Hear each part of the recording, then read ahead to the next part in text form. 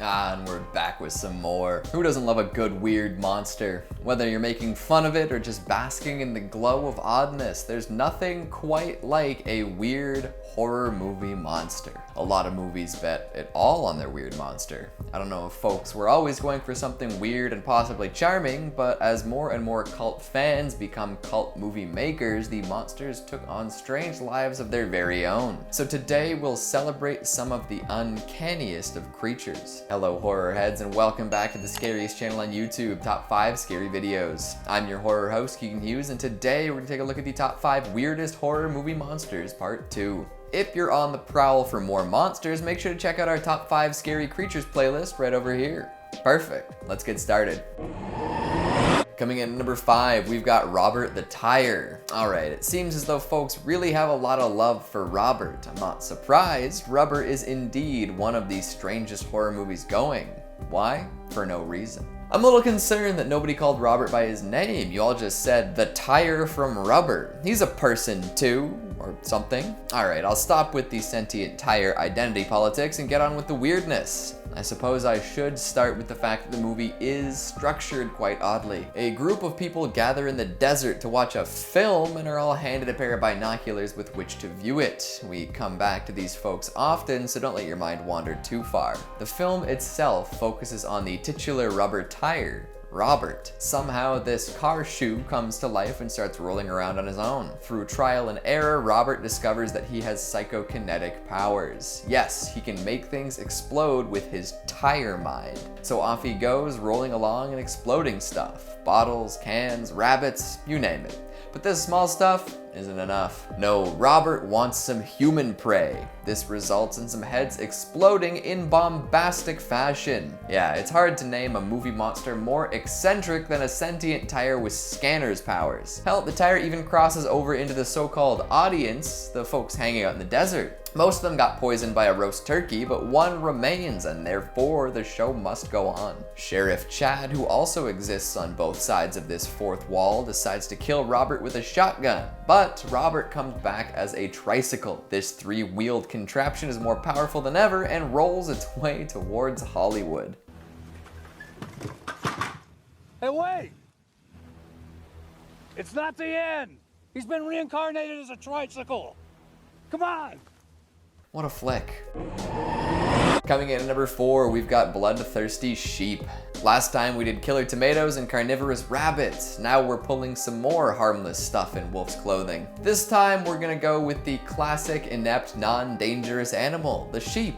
They're so woolly and slow and funny, how could anyone ever be scared of a sheep? Well, that idea is explored in depth in the 2006 horror comedy from New Zealand, Black Sheep. After having a terrible prank pulled on him as a child, Henry is unable to deal with sheep. He was once a skilled young farmhand, but now he's deadly afraid of them. Brother, who was behind this life-altering prank, has decided to go off the deep end and experiment on sheep, and I don't mean like that. He's creating genetically altered sheep that hunt for meat and can transform people into half-sheep abominations with a single bite. Uh-oh. Of course, one of these mutant sheep makes its way out of the lab and into the wild, where it infects all sorts of other sheep across the countryside. Ah, a world full of predatory sheep. Who could have seen that coming? The sheep are brutal in their hunting. They will bite and rip and tear and leave people as bloody messes. It's incredible, really. The sheer volume of infected sheep is a sight to behold and really makes you wonder, should we be scared of farm animals? Well, maybe the mutated half people, half animals. The human sheep hybrids are much more terrifying than anything else. The movie is quite lighthearted though, so don't lose too much sleep over it. In the end, spoilers by the way, the sheep are rounded up and burned in a fire fueled by their own farts.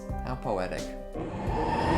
Coming in at number 3, we've got Beavers. Oh baby, now who came up with this little gem? Jokes about private parts aside, there's a lot of wacky stuff packed in here. Toxic chemicals infect some local beavers, causing them to go crazy, and also their bites turn folks into people-beaver hybrids. What's scarier, a zombie beaver or a human beaver? I'm gonna go with option B.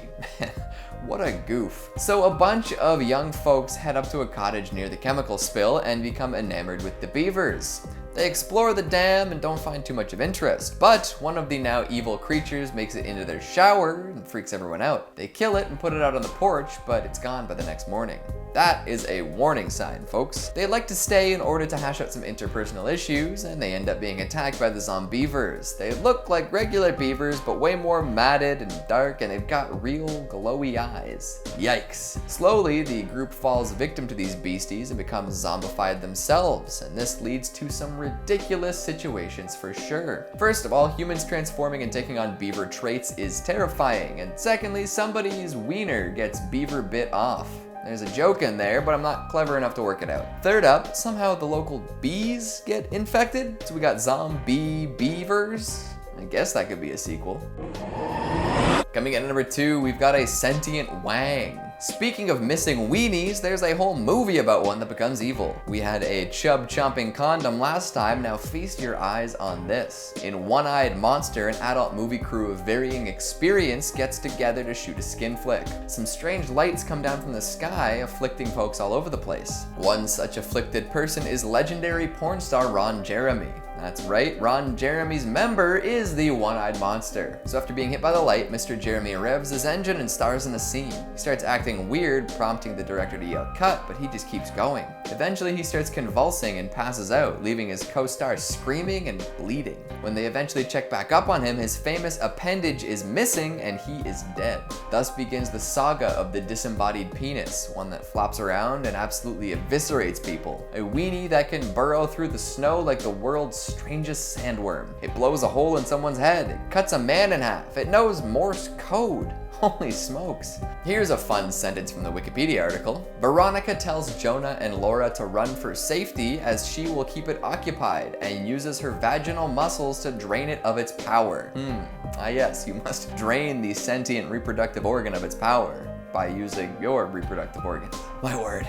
Once the movie and the schlong reach their climax, a huge explosion is generated, causing all sorts of white rain to fall down, if you know what I'm saying. That is one way to end a horror movie. I mean, it was bound to happen eventually. Horror movies have demonized sexuality for years. Why not make the actual thing required for some types of sex the monster? I'm just glad they got Ron Jeremy in on the action.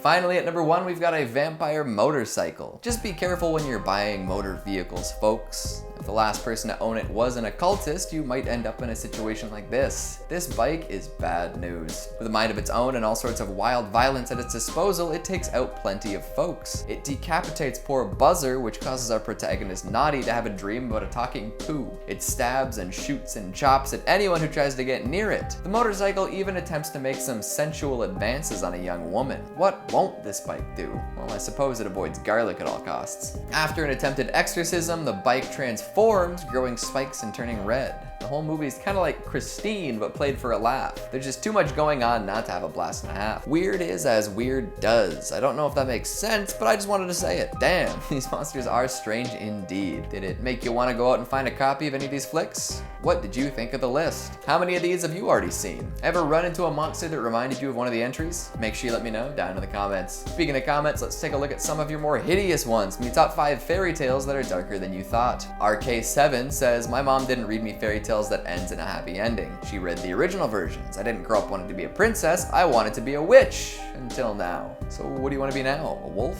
Fairy godmother? Maybe a world famous chef? Saint Dan in a nutshell says, I recall hearing the original Rapunzel story. Love is blind. Literally. You're absolutely right. Although I don't think people would say it as often if the phrase went, love is blind, but only after you've been thrown from a tower into a thorny bush. Iron Ox says, Disney's destruction of these classic tales is one of the many reasons I loathe the company.